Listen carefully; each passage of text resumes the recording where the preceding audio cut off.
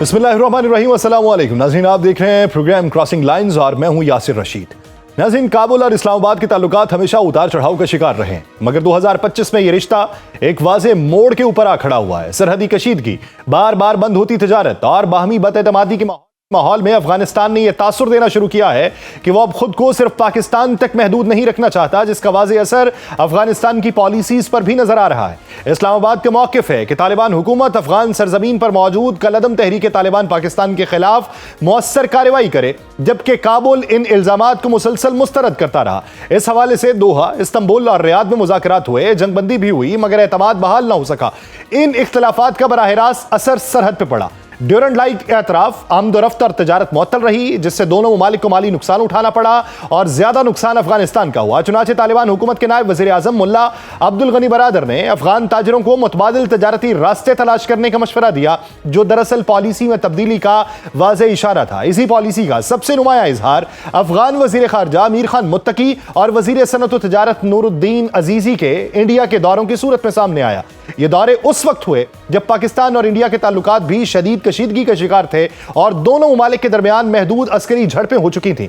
उन्हीं दिनों पाकिस्तान ने काबुल और कंधार में फजाई कार्रवाइयां की, जिन्हें बाज़ मुबस्सरीन ने महज अस्करी कदम नहीं बल्कि एक सियासी पैगाम करार दिया।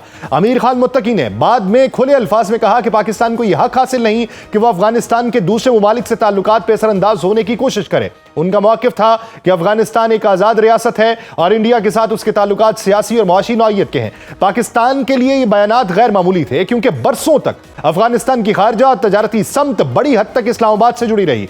अब ये इन्हसार अमली तौर पर कम होता दिखाई दे रहा है। गंदम की दरामद उसकी एक मिसाल है। एक वक्त था जब अफगानिस्तान पाकिस्तानी गंदम पे इन्हसार करता था, मगर यह अब दरामदात तकरीबन खत्म हो चुकी है और काबुल वस्ती एशियाई ममालिक और रूस से गंदम हासिल करने की तगदो कर रहा है। लेकिन अद्वियात के मामले में अफगानिस्तान अब भी बड़ी हद तक पाकिस्तान पे इन्हसार कर रहा है, जिसे तालिबान हुकाम खुद भी तस्लीम करते हैं।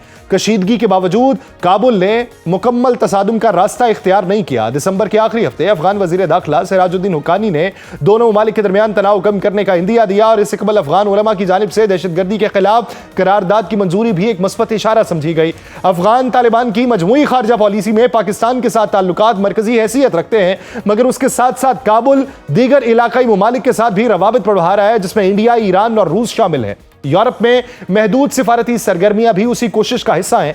यह बहरहाल एक हकीकत है कि दोस्त बदले जा सकते हैं, पड़ोसी नहीं। अफगानिस्तान जितनी भी नई कुर्बतें कायम कर ले, जोग्राफिया अपनी जगह कायम रहेगा। यही वो नुक्ता है जिसे अफगान हुकूमत को समझना है कि पायदार इलाकाई इस्तेहकाम महज मुतबादिल तलाश करने से नहीं, बल्कि हमसायों के साथ इख्तलाफात सुलझाने से ही मुमकिन होता है। इसी बात करने के लिए हमें ज्वाइन किया है सीनियर सहाफी, सीनियर एग्नो पर्सन, तजियाकार मंसूर अली खान साहब ने। मंसूर साहब, बहुत शुक्रिया आपके वक्त का। मंसूर अली खान साहब, क्या 2025 जो है ये काबुल और इस्लामाबाद के ताल्लुकात वाकई किसी नए मोड़ पे आए हैं, या फिर ये माजी के उतार चढ़ाव का सिलसिला है, या फिर इसकी वजूहात अंदरूनी तौर पे खलिफशार है जिसकी तवज्जो पाकिस्तान की तरफ मबजूल करवाई गई? देखिए, मेरे ख्याल में 2025 के अंदर जो पाक अफगान ताल्लुकात जिस नहज के ऊपर आए हैं, शायद इससे पहले इतनी कशीदगी कभी नहीं थी।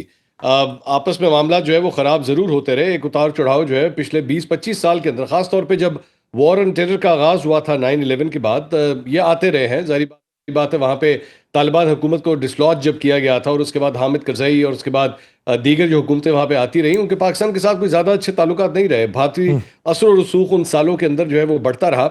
लेकिन उसके बाद जब अमरीकी इनखला हुआ और उसके बाद वहाँ पे तालिबान की जब हुकूमत आई थी, तो इनिशियल डेज के अंदर यही एक्सपेक्ट किया जा रहा था कि अब पाकिस्तान फेवर्ड एक रिजीम जो है वो मामलात को संभालेगी, तो पाकिस्तान के साथ ताल्लुकात जो है वो बेहतर होंगे। अगर आपको याद हो, जनरल फैज़ भी उस वक्त काबुल के सरीना होटल में गए थे और उसके बाद उन्होंने वो चाय का कप हाथ में पकड़ते हुए कहा था कि जनाब everything will be all right. बड़ा उन्होंने एक पुरसुकून एक जेस्चर जो है वहाँ पे दिया था। लेकिन फिर ऐसा हुआ नहीं और हमने देखा कि आने वाले महीनों के अंदर जो है वो पाकिस्तान और अफगानिस्तान की हुकूमतें जो है वो एक दूसरे से दूर होना शुरू हो गई।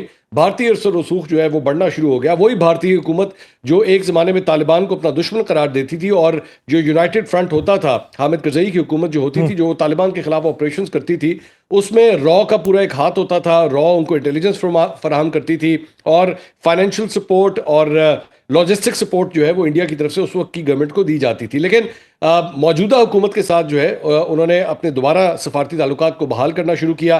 मुत्तकी जो है, जो उनके वजीर खारजा हैं, उन्होंने भारत का दौरा किया और उसके अंदर हमने देखा कि भारत और अफगानिस्तान जो है काफ़ी करीब आना शुरू हो गए, क्योंकि भारत को ये महसूस होना शुरू हुआ कि बांग्लादेश जब से हमारे हाथ से गया है, उसके बाद हमें भी जो एक पड़ोसी है पाकिस्तान का, वहाँ पे अपने असर और रसूख को बढ़ाने की ज़रूरत है। सो इस वक्त पाकिस्तान और अफगानिस्तान के मामला जहाँ पे भी पहुँच चुके हैं, उसके अंदर ख़ास तौर पे ड्रोन हमलों का होना, पाकिस्तान की जानिब से जो है वो ड्रोन्स के जरिए अटैक्स किए गए अफगानिस्तान की सरजमीन के ऊपर, दहशतगर्दों को निशाना बनाया गया। पाकिस्तान ने पूरे इंटरनेशनल फोरम्स के ऊपर जाके सबूत पेश किए, बताया कि जनाब अफगानिस्तान की सरजमीन को जो है वो पाकिस्तान के खिलाफ किस तरह इस्तेमाल किया जाता है। वहाँ पे ट्रेनिंग कैंप्स जो है वो कायम किए गए हैं, वहाँ पे लोगों की हायरिंग की जाती है, उनको ट्रेन किया जाता है पाकिस्तान की सरजमीन पे हमले करने के लिए, और इस तरह पाकिस्तान ने अपना मौकफ जो है वो डेवलप किया। अच्छा मंसूर भाई, एक चीज बताइए, जहां पे पाकिस्तान से किनारा कशी इख्तियार करने के बाद अब उसने दीगर मंडियों की तलाश शुरू की है, जिसमें भारत की जानिब से चाबहार का ख्वाब दिखाया गया, ईरान के साथ तजारत को मजीद बढ़ाने की तगदो की गई, लेकिन ईरान के अब मौजूदा हालात देख लें, वो मुआशी समत में बेराहरवी की वजह से वहाँ पे पूरे मुल्क के अंदर इस वक्त केओस की सूरत हाल है। तो क्या ये अफगानिस्तान के लिए ऑल्टरनेटिव सूटेबल है कि वो मुतबादिल रास्ते इख्तियार करके सस्ते तरीन जो है वो चीज़ों को हासिल कर ले और अपनी मईशत को आगे बढ़ा ले? नहीं, मेरे ख्याल में ये बहुत मुश्किल काम होगा, इसलिए क्योंकि ट्रेडिशनली अगर आप उठा के देखें तो अफगानिस्तान के अंदर जितनी उनकी सोशल जो कनेक्शंस पाकिस्तान के साथ हैं, ख़ास तौर पे जो बॉर्डर एरिया है उसके अंदर, तो हम लोग अच्छी तरह ये बात जानते हैं कि बहुत से ऐसे ख़ानदान हैं जिनके आधी फैमिलीज़ बॉर्डर के उस तरफ हैं, आधी फैमिलीज़ यहाँ पे रहती हैं। मेरे ख्याल में ऐसे टाइज़ अफगानिस्तान के अवाम के किसी और मुल्क के साथ नहीं है जो पाकिस्तान के साथ है। तो चाहे वो ट्रेड का मामला हो, चाहे आपस में फैमिली लिंक्स की बात हो या कस्टम्स की बात हो, मेरे ख्याल में किसी और मुल्क के साथ उनके वो टाइज बनते ही नहीं है। अब इस वक्त जो मौजूदा तालिबान हुकूमत है वो बेशक अपने खारजी ताल्लुकात की बुनियाद के ऊपर पाकिस्तान के साथ इन ताल्लुकात को ख़राब कर रही है, और ख़ास तौर पे दहशतगर्दी के एक मामले के ऊपर, लेकिन ये ज़्यादा देर पा हो नहीं सकेगा। बल्कि पाकिस्तान की तो पोजीशन इस वक्त ये है, जो हमारी सीनियर हुकूमती अरकान से बात हुई है तो वो ये कहते हैं कि जनाब अफगानिस्तान अगर दीगर ज़राए ढूंढ भी रहा है तो ढूंढता रहे, ठीक है, ये उसका हक है, वो बेशक करता रहे, लेकिन वो पायदार नज़र नहीं आते। अब अफगानिस्तान के पास सिर्फ पाकिस्तान या ईरान नहीं, बल्कि अगर आप उसके नॉर्थ या वेस्ट की तरफ जाएं तो वहाँ के भी ऑप्शन उनके पास मौजूद हैं। मतलब सेंट्रल एशियन स्टेट्स के साथ भी वो अपने ताल्लुकात को मजीद इंप्रूव कर सकते हैं, लेकिन उनके वो मामलात वहाँ पे कभी सेटल हो ही नहीं सकेंगे जो मामलात उनके पाकिस्तान के साथ हो सकते हैं। सो ये वक्त की बात है। मेरे ख्याल में मौजूदा तालिबान रजीम जो है अगर उसको टेस्ट करना चाहती है तो 100 दफ़ा करे।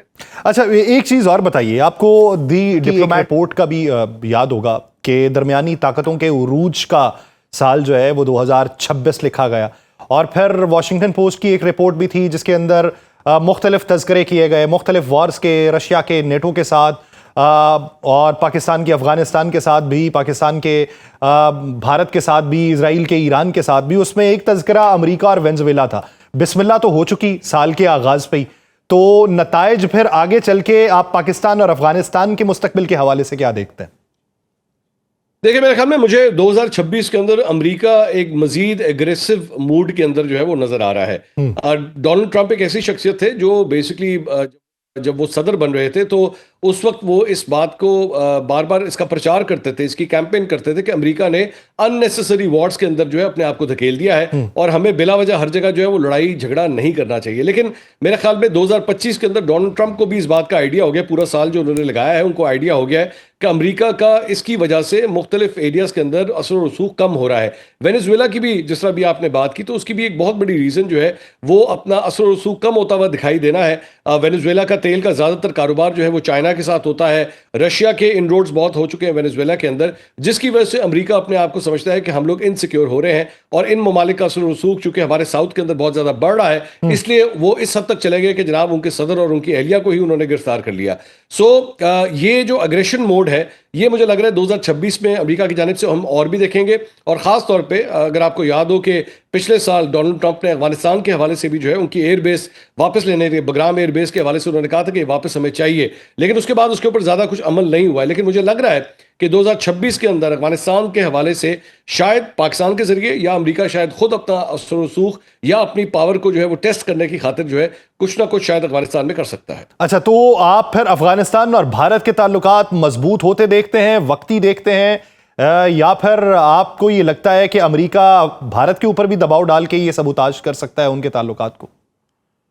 मेरे ख्याल में ये ऐसा मुमकिन है, जो आपने आखिर में ये बात की है, बिल्कुल ऐसा मुमकिन है। और इस वक्त पाकिस्तान और अमेरिका के ताल्लुकात जितने अच्छे जा रहे हैं, और मेरे ख्याल में अमेरिका कोई ऐसा काम नहीं करना चाहता और ना पाकिस्तान कोई ऐसा काम करना चाहता है जिसमें ये जो आपस में एक सिंगल पेज हम देख रहे हैं, या वन पेज इस वक्त हम देख रहे हैं, जो फील्ड मार्शल आसिम मुनीर और डोनाल्ड ट्रंप के दरमियान एक डेवलप हुआ है कि उन्होंने व्हाइट हाउस में एक्चुअली उनको दावत दी, उनको लंच के ऊपर बुलाया। सो इस वक्त तो बड़े कॉर्डियल रिलेशन चल रहे हैं। सो मेरा ख्याल में अगर पाकिस्तान के जरिए अफगानिस्तान की पॉलिसी को अगर हैंडल किया जाएगा अमेरिका की जानिब से, तो इसमें कोई मजायका नहीं होगा, इसमें कोई हैरानगी की बात नहीं होगी। और अमेरिका चाहेगा भी नहीं कि वो खुद, जिसे कहते हैं ना, बूट्स ऑन ग्राउंड वाली पॉलिसी लेके चले, या अपने फौजियों को जो है वो दोबारा बुलाए। मेरे ख्याल में डोनाल्ड ट्रंप उस हद तक नहीं जाना चाहेंगे। वो चाहेंगे कि पाकिस्तान इन मामलात को जो है वो एंकर रोल का इसके अंदर अदा करे। लेकिन जाहिर बात है, अगर पाकिस्तान से वो ये चीज़ें चाहेगा तो उसके लिए बहुत ज़रूरी है कि भारत को जो है इस इलाके से, इस एरिया से जो है वो निकालना बहुत ज़रूरी है। और जो अपना वो असर रसूख डेवलप करने की कोशिश कर रहा है अफगानिस्तान के अंदर, वो ज़रूर चाहेगा कि वो रोल जो है वो ख़त्म होना चाहिए भारत का। चले, मैं मंसूर भाई, ये तो बैनुल अक़वामी सतह की बात हो गई, 2026 में एक्सपेक्टेशन की बात हो गई, तो अवामी सतह पे और मकामी सतह पे इसके असरात क्या पड़ेंगे? आपकी पिछले दिनों सीएम केपी के साथ भी मुलाकात हुई है, वो कराची जाने का इरादा रखते हैं, एक नई तहरीक को जवान करना चाहते हैं, तो क्या अंदरूनी तौर पे आपको खलिफशार दिखाई देता है, मजीद गहमा गहमी दिखाई देती है, या फिर मामला खुश असलूबी या फामो तफहीम की तरफ जाता दिखाई देता है? देखिए, मुझे फ्रैंकली स्पीकिंग 2026 में कोई बहुत बड़ी कोई फिलहाल तो टेंशन नजर नहीं आ रही। But obviously this Pakistan Pakistan एक ऐसा मुल्क है जिसके अंदर आप 90 दिन से ज्यादा का मेरे ख्याल में प्रेडिक्शन कर ही नहीं सकते। हम ज्यादा से ज्यादा 60 दिन या 2 महीने या 3 महीने तक की प्रेडिक्शन तो कर सकते हैं, इससे आगे जा नहीं सकते। मंजूर भाई, यहाँ पे तो चौथे दिन रिवर्टल आ जाता है, 90 दिन तो बहुत दूर की बात है फिर भी।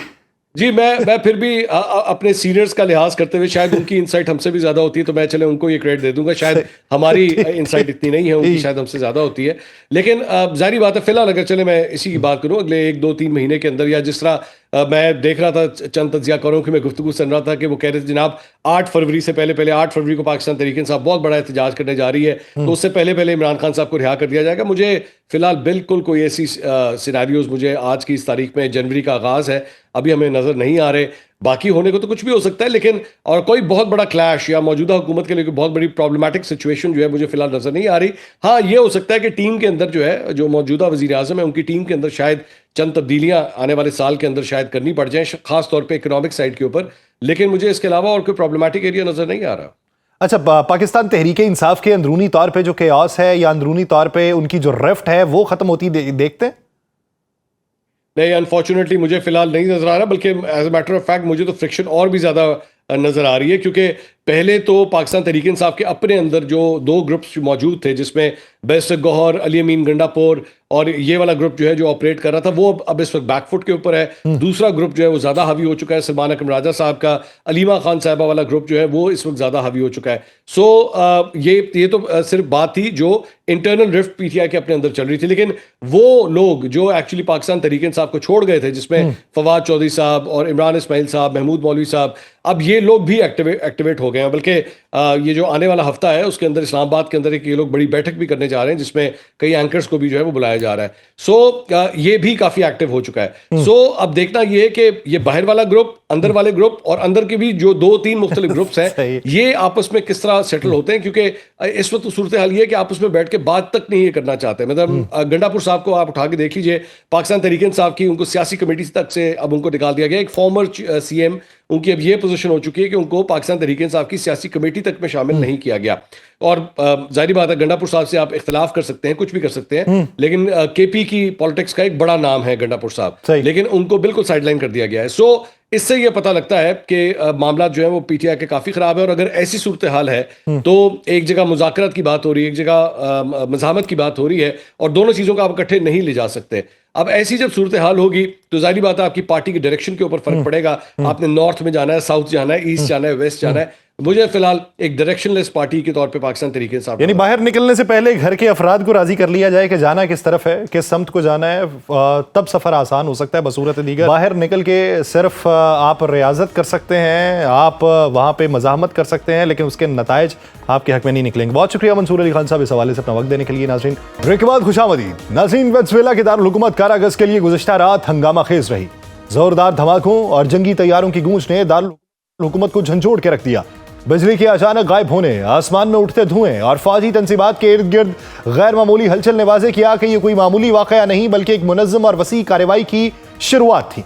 चंद घंटों बाद अमेरिकी सदर डोनाल्ड ट्रंप ने ऐलान किया कि अमेरिकी अफवाज ने वेनेजुएला में बड़े पैमाने पर कार्रवाई करके सदर निकोलस मदुरो और उनकी अहलिया को गिरफ्तार करके मुल्क से बाहर मुंतकिल कर दिया है। अमेरिकी हुकाम का कहना है कि वेनेजुएला के सदर निकोलस मदुरो को गिरफ्तार कर लिया गया और वो अमेरिका में फौजदारी इल्जामात पर मुकदमे का सामना करेंगे। इससे पहले 1989 में पनामा के फौजी रहनुमा मैनुअल नोरेगा को भी इसी तर्ज पर गिरफ्तार किया गया था और उन पर भी मुनशियात की स्मगलिंग में मुलव्वस होने का इल्जाम आयद किया गया था। वेनेजुएला के नायब सदर की जानिब से अमेरिकी हमलों की तस्दीक करते हुए यह मुतालिबा किया गया कि अमेरिका मदुरो और उनकी अहलिया के जिंदा होने का सबूत दे। दुनिया के सबसे बड़े अंदाजन 300 अरब बैरल से ज्यादा तेल के ज़खायर की वजह से भी जनूबी अमेरिका का यह मुल्क आलमी ताकतों के लिए कशिश का बायस रहा है। चीन वेनेजुएला के तेल का एक अहम खरीदार है, जबकि रूस के भी वेनेजुएला से स्ट्रेटेजिक ताल्लुकात हैं, तो इसलिए भी सदर मदुरो अमेरिका के लिए एक मुस्तकिल खतरा थे, जिन्हें हटाकर अमेरिका ने एक बार फिर दुनिया और जनूबी अमेरिका के ममालिक पर यह बावर करवाया है कि वो अमेरिका के साथ रहे या फिर उनका हशर भी मदुरो से कुछ मुख्तलिफ नहीं होगा। अमेरिकी इल्जामात के मुताबिक मदुरो मुनशियात के कार्टेल की क़यादत में मुलव्वस है, जिनकी मदुरो ने हमेशा तरदीद की और उन्हें अपने खिलाफ सियासी साजिश करार दिया, जिन्हें साबित करने के लिए कोई भी सबूत पेश नहीं किया गया। अमेरिका ने हमला एक ऐसे वक्त में किया जब अमेरिकी बहरी और फजाई ताकत बहरा कैरेबियन में मुतहर्रिक थी और वेनेजुएला के खिलाफ जमीनी कार्रवाई के इम्कानात गैर मामूली तौर पर बढ़ चुके थे। मदुरो और उनकी अहलिया की गिरफ्तारी आलमी सियासत में गैर मामूली और फैसलाकुन लम्हा है। यह पहली बार है कि अमेरिकी अफवाज ने बराह रास्त किसी गैर मुल्की सदर को गिरफ्तार करके मुल्क से बाहर मुंतकिल किया। इस इकदाम ने आलमी बरादरी में सवालात पैदा कर दिए हैं कि अब वेनेजुएला की सियासी, इक्तसादी और स्ट्रेटेजिक सूरत हाल किस समत में जाएगी। यह लम्हा वेनेजुएला की तारीख में संगे मील की हैसियत रखता है। सदर की गिरफ्तारी और मुल्क से बाहर मुंतकली ने यह साबित किया है कि ताकत, सियासत और वसाइल के हवाले से फैसले किस हद तक आलमी असर और रसूख के ताबे हो सकते हैं। आने वाले दिन ये तय करेंगे कि यह कार्रवाई महज वक्ती दबाव थी या यह खित्ते में नए सियासी तवाजुन की इब्तदा है। 11 अगस्त की रात अब एक सियासी तब्दीली से ज्यादा एक आलमी फैसले की अलामत बन चुकी है, जहां हर लम्हा मुस्तकबिल की सियासत और ताकत के तवाजुन को नए सिरे से मुतय्यन करने वाला है। इसी मंजरनामे में बात करने के लिए मौजूद हैं सीनियर सहाफी वाशिंगटन अमेरिका से अनवर इकबाल साहब। अनवर इकबाल साहब, बहुत शुक्रिया आपके वक्त का। अनवर इकबाल साहब, ये जो वेनेजुएला के ऊपर हमला हुआ, क्या आप इस हमले की वही वजूहात मानते हैं जो अमेरिकी हुकूमत की तरफ से दी गई, या फिर इस ज़िमन के अंदर वेनेजुएला की हुकूमत, उनके नायब सदर, क्यूबन हुकूमत या फिर उसके साथ साथ जो दीगर खित्ते की हुकूमत हैं उनके मौक़िफ़ की तायीद करते हैं? मैं तो किसी भी मौक़िफ़ की तायीद नहीं करता, मैं सूरत-ए-हाल को समझने की कोशिश करता हूँ। और देखें, एक चीज़ कही जाती है जो कि बहुत दुरुस्त है, वो ये है कि जो पॉलिटिक्स, सियासत जो होती है हमेशा डोमेस्टिक होती है। आप एक बात ज़हन में रखें कि अमेरिका में मिड टर्म इलेक्शन होने हैं इस साल, और उसमें ये फैसला होगा कि आने वाले 3 साल जो है ट्रम्प इंतजामिया के, उसमें वो कुछ कर सकेगी या नहीं कर सकेगी। अगर वो हार जाते हैं कांग्रेस, तो उनका बिल्कुल भी वो कुछ भी करने के काबिल नहीं होंगे। तो अच्छा, फिर उनकी जो डोमेस्टिक कुछ इक़दाम किए, मसलन इमिग्रेशन पे रिफॉर्म्स वगैरह हैं, उसमें यहाँ इमिग्रेंट वोटर्स की तादाद बहुत ज़्यादा है, और वो जो है वोटर्स हैं वो नाराज़ हैं उनसे, वो नहीं पसंद। जाहिर है कि इसके अलावा जो बाद इकोनॉमिक जो डिसीजंस थे उनकी वजह से यहाँ महंगाई बढ़ी है, उससे भी नाराज़गी है। तो सदर ट्रंप ये समझते हैं कि ये एक ऐसा इशू है जिसकी वजह से उनको अमेरिकियों की हमदर्दियाँ और वोट्स मिल सकते हैं। आपको एक बात बताऊं कि आपको दूर से तो नहीं लगता, लेकिन अमेरिका में बैठ के ड्रग जो है बहुत बड़ा इशू है। मैं जहाँ रहता हूँ, ये फेयरफैक्स काउंटी है, खुशहाल पढ़े लिखे लोगों की काउंटी है, लेकिन यहाँ भी ये हाल है। मेरी बेगम यहाँ हाई स्कूल में 11th-12th ग्रेड को फिजिक्स पढ़ाती हैं, और वहाँ यानी वही एज है जिसमें लोग ड्रग की तरफ जाते हैं, और हर साल उनके स्कूल में भी और पूरे हमारे सिर्फ एक खुशहाल काउंटी में 10 से 15 बच्चों की जो है अमवात होती हैं ड्रग्स की वजह से। तो एक पॉपुलर इशू है जिसको अनवर साहब, ड्रग का इशू बिलाशुबा होगा। ड्रग के इशू की बुनियाद के ऊपर फेंटनाइल पे भी पाबंदी लगाई गई थी, चाइना के ऊपर भी दबाव बढ़ाने की कोशिश की गई थी और दीगर ममालिक पे भी बढ़ाया गया। अब वेनेजुएला के ऊपर जो इल्जामात हैं, क्या वो इल्जामात ही हैं या बाकायदा तौर पे ऐसे शवाहिद मौजूद थे कि मदारो जो था वो उस कार्टेल की सरपरस्ती कर रहा था, वही कार्टेल जो अमेरिका के अंदर दरामद कर रहा है इस पूरे के पूरे मुनशियात के नेटवर्क को? देखें, ये शवाहिद जो हैं कि क्या वो कर रहा था या नहीं कर रहा था। अब इसमें दो बयान हैं। वॉशिंगटन का बयान है कि वो कर रहा था, वेनेजुएला का बयान है कि हम नहीं कर रहे थे। अब एक कार्रवाई हो गई है। अब इसका फैसला कि कौन दुरुस्त है कौन गलत है वो इस बात पे नहीं होगा कि वो कार्रवाई कर रहा था या नहीं। फैसला इस बात पे होगा कि क्या वॉशिंगटन इस कार्रवाई के बाद वहां सूरत हाल को काबू करने में कामयाब होता है या नहीं। अगर वो कामयाब हो जाता है तो फिर फैसला फेवर में होगा, क्योंकि तारीख हमेशा विक्टर जो होता है, जो जीतने वाला होता है, उसकी हिमायत करती है। और अगर वो मामला काबू नहीं होते तो फिर ये फैसला वॉशिंगटन के खिलाफ जाएगा।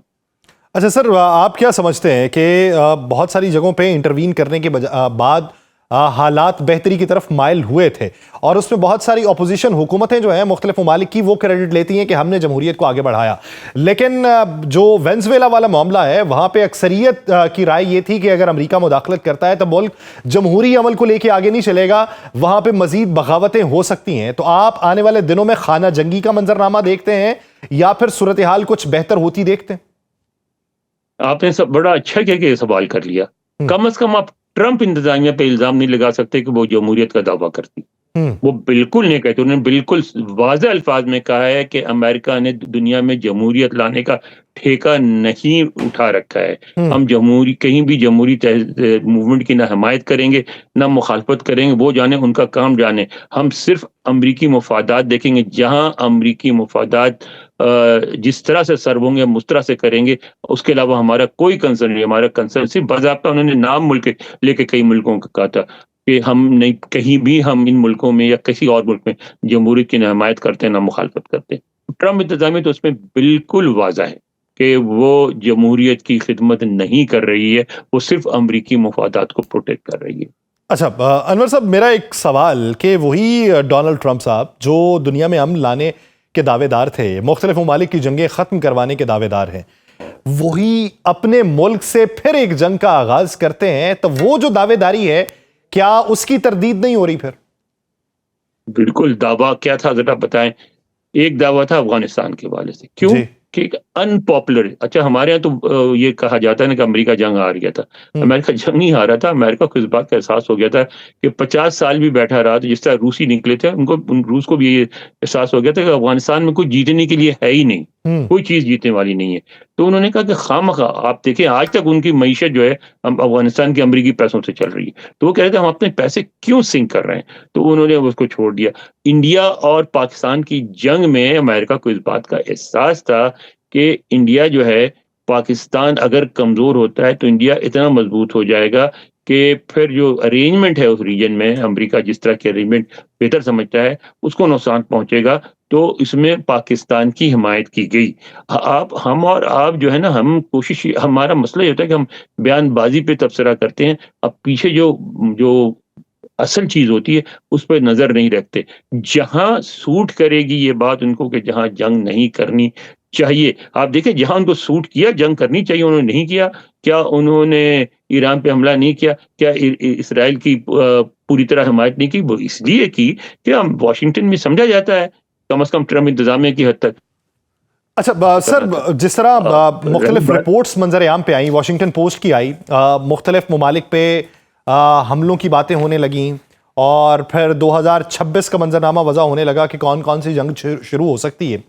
तो वेनेजुएला वाला महाज तो खुल चुका, अब क्या अमेरिका की जानिब से कोई और महाज खुलता हुआ देखते हैं कि ये अमेरिका ने यही महाज खोलना था, अब दीगर ममालिक अपने अपने महाज खोलेंगे? सिर्फ सूरत हाल पर डिपेंड करता है। मसलन ईरान में अगर हंगामे बढ़ते हैं और उसमें अगर हुकूमत इस्तेमाल करती है, अगर उसको रोकने के लिए, और बड़े पैमाने पर अगर हिलाकतें होती हैं, तो बिल्कुल अमेरिका उसका फायदा उठाएगा और कुछ ना कुछ कार्रवाई जरूर करेगा। फौज कभी भी नहीं भेजेगा ईरान में, लेकिन कोई ना कोई कार्रवाई करेगा।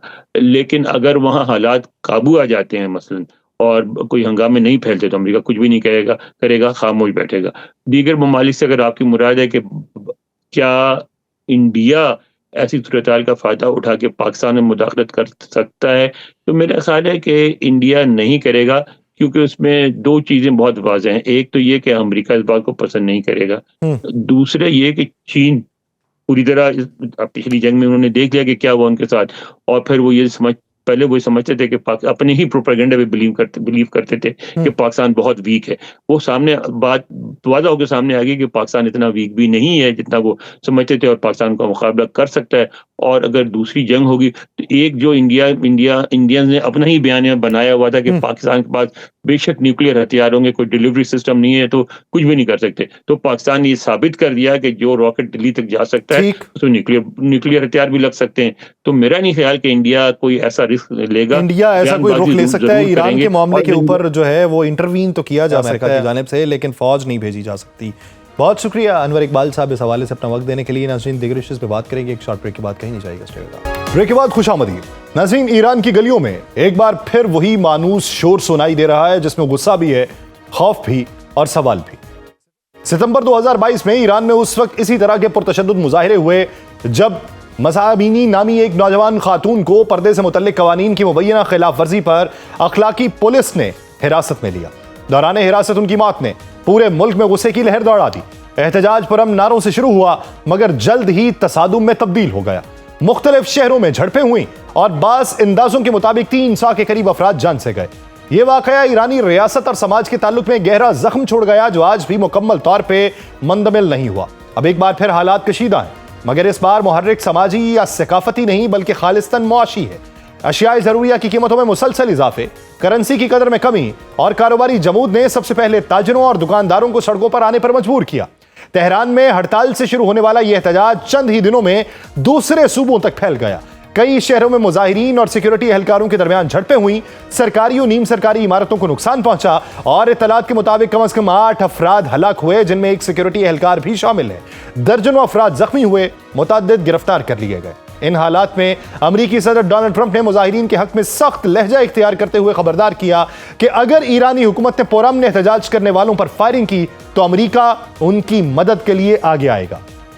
इस बयान को वाशिंगटन की जानिब से अखलाकी मौक़िफ़ के तौर पर पेश किया गया, मगर तेहरान में इसे बिल्कुल मुख्तलिफ अंदाज में देखा गया।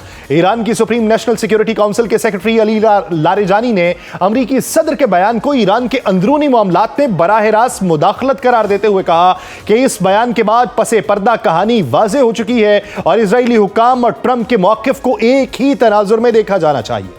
इस तमाम सियासी कशमकश के बीच एक और महाज भी सरगर्म है जो बज़ाहिर दिखाई नहीं दे रहा मगर गहरा असर छोड़ रहा है। सोशल मीडिया पर एहतजाज से मुताल्लिक तशद्दुद की ऐसी तस्वीर गर्दिश कर रही हैं जिनके बारे में दावा किया जा रहा है कि ये AI के जरिए बनाई गई। ईरान का मौक़िफ़ है कि इजराइल इन जाली या मसख शुदा मनाजिर को आलमी राय आमा हमवार करने के लिए इस्तेमाल कर रहा है ताकि एहतजाज को हकीकी हजम से कहीं ज्यादा खूरेज और मुनज़्ज़म बगावत के तौर पर दिखाया जा सके। यूं ईरान एक बार फिर दाखिली इसतराब और खारजी बहरान के संगम पे खड़ा है। यह एहतजाज कहां जाके रुकेगा, इसका फैसला सिर्फ सड़कों पे नहीं बल्कि उन फैसलों से होगा जो ताकत के ऐवानों, आलमी दारुल हुकूमतों और डिजिटल दुनिया के अंदर किए जा रहे हैं। इसी बात करने के लिए हमें ज्वाइन किया है एक्स एम्बेसडर जावेद हफीज साहब ने। जावेद हफीज साहब, बहुत शुक्रिया आपके वक्त का। जावेद हफीज साहब, ईरान के इस मामले को अंदरूनी तौर पर हम मुआशी बहरान कहें, बैरूनी बहरान कहें, या फिर इसे किसी और नुक्ता नजर से देखा जाना चाहिए? जी, अस्सलाम वालेकुम और शुक्रिया मुझे दावत देने का। वालेकुम अस्सलाम। देखिए, बुनियादी तौर पे तो ये बहरान जो है ये मुआशी है, क्योंकि इसके मुहर्रिकात जो हैं वो करेंसी की वैल्यू में एकदम गिरावट की वजह से जो है वो सबसे पहले ताजर बाहर निकले। बिकॉज जब करेंसी एकदम रोजाना गिरने लगे तो तजारत जो है वो बहुत मुश्किल हो जाती है। और ये बहरान जो है वो फैलता गया है, कई शहरों तक गया है। बैरूनी, अगर आपको याद हो तो जब पिछले साल 12 दिन की लड़ाई थी इसराइल और ईरान के दरमियान, तो इसराइल ने अमेरिका को काफ़ी कन्विंस करने की कोशिश की थी कि ईरान में रजीम चेंज की जाए, यानी हुकूमत को बदल दिया जाए। लेकिन अमेरिका ने उस वक्त ईरान की नहीं सुनी थी, क्योंकि इसराइल की नहीं सुनी थी, क्योंकि ईरान जैसे बड़े मुल्क में रजीम चेंज जो है वो आसान भी नहीं है और अगर खुदा न खास्ता हो जाए तो उसके असरात जो हैं वो पूरी दुनिया तक जाएंगे। लिहाजा उस मंसूबे को तर्क कर दिया गया। लेकिन इसराइल की अब भी ख्वाहिश ये है कि मौजूदा हुकूमत जो है ईरान में उसको चेंज करके किसी और को लाया जाए, और गालिबन शाह ईरान, साबिक शाह ईरान के जो साहबजादे हैं वो उसके उम्मीदवार भी हैं। तो इस तरह से है। लेकिन इस तरह के जो यानी मुजाहरात और इस किस्म के जो क्राइसिस हैं वो ईरान पहले भी देख चुका है। आपने खुद ही इंट्रो में कहा कि 2022 में खवातीन के लिबास के ऊपर हुए थे, और उसी साल आपको याद होगा कि पेट्रोल की प्राइसेस के ऊपर भी हुए थे। तो ईरानियन हुकूमत भी जानती है कि इनके ऊपर किस तरह से काबू करना है, काबू पाना है। और मेरे ख्याल में खासा जो बयान ईरानी सदर का है, मसूद पेजेश्कियान का, वो यही है कि हमारी अपनी गलतियों से इकोनॉमी जो है वो खराब हुई है और हम इसको अच्छा ठीक सर, करेंगे। अगर देखा जाए इस वक्त $1 जो है वो करीबन कोई 46,000 ईरानियन रियाल के बराबर है। अब इतनी डेप्रिसिएशन होने की वजूहात क्या है? एक तरफ आप ये देखें कि मुलाकात होती है बेंजामिन नेतन्याहू की और डोनाल्ड ट्रंप की, और उसमें बातें की जाती हैं कि फिर से यूरेनियम की अफजूदगी हो रही है, ईरान फिर से इस तरफ को बढ़ रहा है, और वहाँ पे ईरान को एक इंतबा जारी किया जाता है। उसके बाद ये मंजरनामा सामने आता है। क्या आप इसे कोइंसिडेंस समझते हैं कि एक वक्त में मुल्क के अंदर मौशी बहरान पे एहतजाज हो रहा हो और दूसरी तरफ बैरूनी ताकतें उसी मुल्क को अदम इस्तेहकाम करने की बातें कर रही हों? जी, जाहिर है कि कुछ ना कुछ रबत तो होता है, बैरूनी ताकतों की भी होती है। लेकिन आप ये देखिए ना, जैसे कि मैंने कहा कि ईरानियन प्रेसिडेंट ने ये कहा कि इसमें हमारी कोताहियां भी हैं। तो हर चीज को जो है ना वो, मैं तो इस हक में नहीं हूं कि हर चीज को नजरिया साजिश से देखा जाए कि कोई ईरान बहुत बड़ा मुल्क है, कोई खिलौना तो नहीं है कि बाहर से उसकी चाबी जो है वो मरोड़ दी जाए और वहां चीजें हो जाएं। तो ईरान की इकोनॉमी के मसाइल जो हैं वो तो कई अशरों से चल रहे हैं, और उसकी बुनियादी वजूहात जो हैं वो सैंक्शंस हैं। और सैंक्शंस की वजह से इकोनॉमी के बहुत मसाइल हैं। सैंक्शंस की वजह से बैरूनी दुनिया से तजारत नहीं हो सकती, इंपोर्ट्स बहुत सारी नहीं हो सकती, और उसी की वजह से पेट्रोल जो है उसकी एक्सपोर्ट जो है उसके ऊपर भी यानी एक सीलिंग है। तो ये मसाइल जो हैं वो तो बड़ी देर से चलते आ रहे हैं, और अब एकदम जो है वो बड़े हैं, एकदम बड़े हैं। और उसकी वजूहात जो हैं वो भी वही हैं कि गालिबन खत्ते के माहौल की वजह से, और जो जंगें लड़ी हैं पिछले साल में ईरान ने, उसमें डिफेंस एक्सपेंडिचर भी बहुत बढ़ गया है। तो ये अंदरूनी वजूहात भी हो सकती हैं। अच्छा जावेद साहब, एक चीज़ बताइए कि माजी के अंदर लेन और बायलैटरल इनकी जो ट्रेड थी वो खुलेआम ना सही, पसे पर्दा ही सही, वो भारत के साथ भी चलती रही, चाइना के साथ भी चलती रही, दीगर कुछ और ममालिक के साथ भी चलती रही। अब उसके अंदर क्या बदलाव आया है कि वो बोझ माशी तौर पे ज्यादा पड़ रहा है ईरान के ऊपर? जी, भारत के ऊपर तो उसको एग्जाम्पशन दी गई थी कि वो ईरान से जो है वो तेल दरामद कर सकता है। तो उससे ईरान को काफी सहारा था, क्योंकि भारत जो है, इंडिया जो है वो बहुत बड़ा बायर था ईरानियन ऑयल का। तो वो फैसिलिटी जो है वो गालिबन कुछ अर्सा पहले विड्रॉ कर ली गई है अमेरिका की तरफ से। तो और जो सैंक्शंस हैं वो आहिस्ता आहिस्ता, जो पिछले साल यानी जो माहौल हुआ है, इजराइल के साथ जंग हुई है, उसके बाद से सैंक्शंस जो है वो ज्यादा जो है वो कर दी गई हैं, और उससे ईरानियन इकोनॉमी जो है उसका खासा जो है वो नुकसान हुआ है, और उसकी रिकवरी जो है वो भी खासी मुश्किल हो गई है। और इसी वजह से आम ईरानियन जो है उसकी माशी मुश्किलात जो हैं वो खासी बढ़ गई। अच्छा चले, कुली तौर पे जावेद साहब ये अंदरूनी मामला हो सकता है, लेकिन इस अंदरूनी मामले को इजराइल की तरफ से एआई पे मबनी तस्वीर से एक नैरेटिव बनाने की जो कोशिश की जा रही है, तो क्या मुस्तकबिल में ये जो अंदरूनी मामला है इसको बुनियाद बना के बैरूनी ताकतें कुछ कर सकती?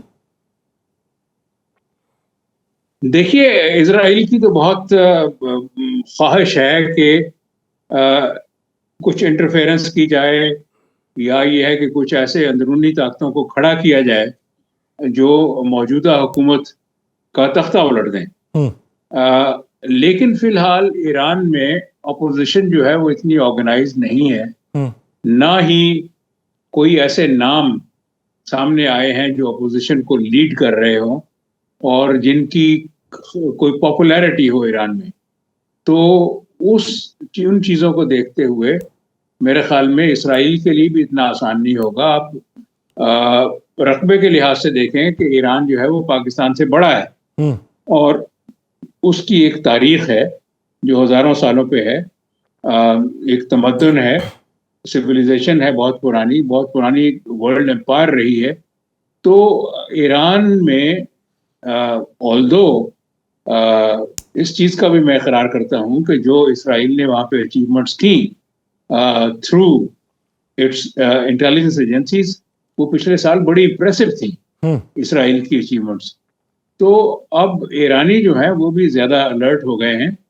तो मेरे ख्याल में ईरान के अंदर से आके इन चीज़ों को सैबोटाज करना अब इतना आसान नहीं होगा।